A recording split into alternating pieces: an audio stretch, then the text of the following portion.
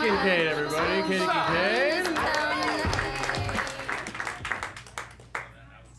I feel like Evelyn is like everybody's nightmare babysitter. Like you're like, no, she seems sweet, and it's like, I think she's talking to our kid about fucking dead bodies. I heard her talking about fucking the dust out of a dead body. I don't know. I don't know, man. I'm from LA. Yeah, I moved here about a year ago. Weird city you got here, Chicago. Weird city. More restaurants named after fat guys than I've ever seen.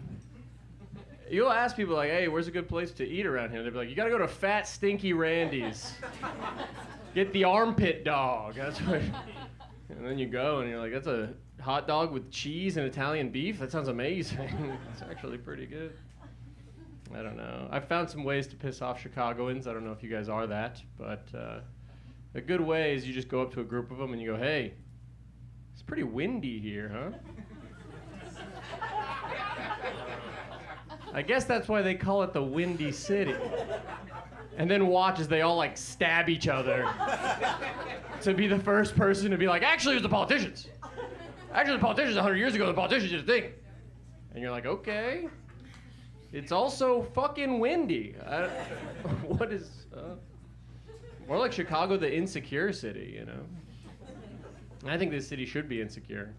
It's the only city I've been to that's openly segregated.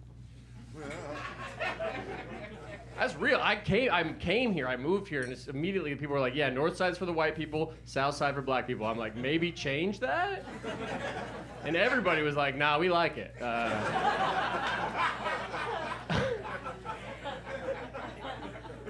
right, it's confusing, but I guess do your thing, you know?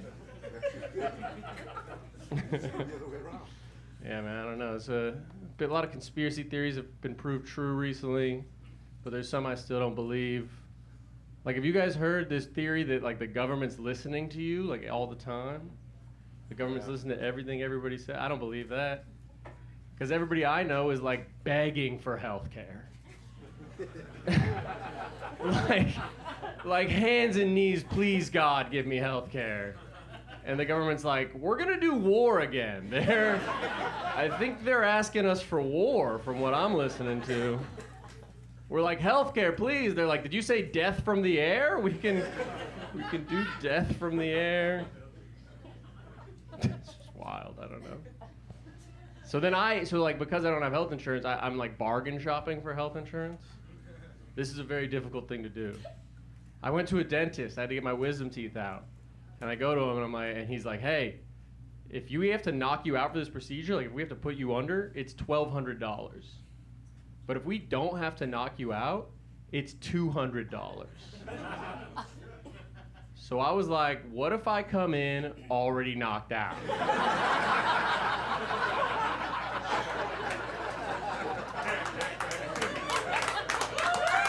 Thank you.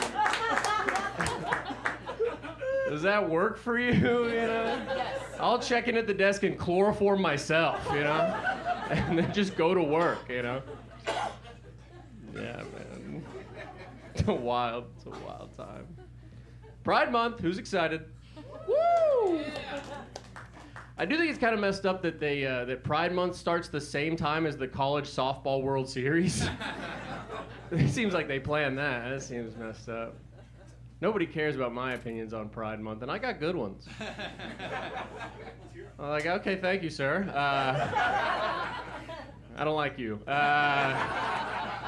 But yeah, like, okay, like, you know the acronym, like LGBTQIA. I'm like, what's Q doing in there? You know, it's queer, but it's like, it's kind of covered by the rest of the letters. Plus, if you remove it, then it's LGBTia, which is super gay.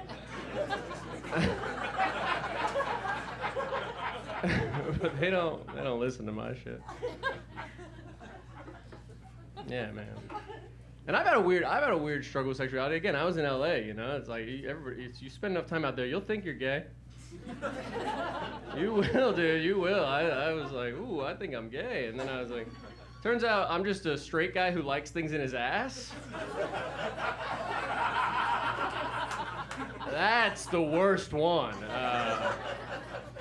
every time I tell that to people, I can feel them being like, I think we're still allowed to hate that one, actually. But yeah, I did. I got a butt plug, and I'm gonna look directly at you when I say this. I got a butt plug.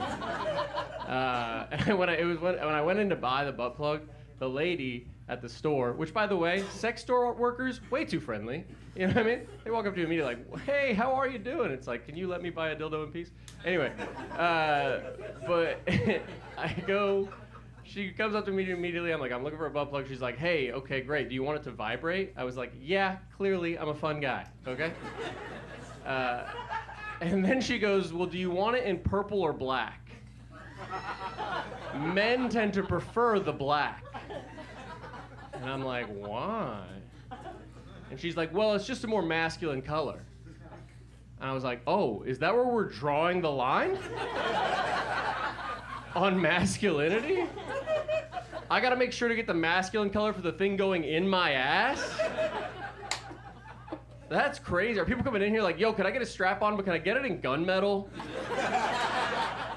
Do you have anything with the Punisher logo on it? I want people to know I'm fucking cool. If you're a guy in here and you are insecure about your size at all, I do recommend a butt plug. I do. Why? Because pretty quickly you'll be like, you know what? 3 inches is a lot. We don't need this 3-inch horse cock in here. 2 would have been fine, you know? All right, I've been Forrest Wheeler. Thank you guys so much.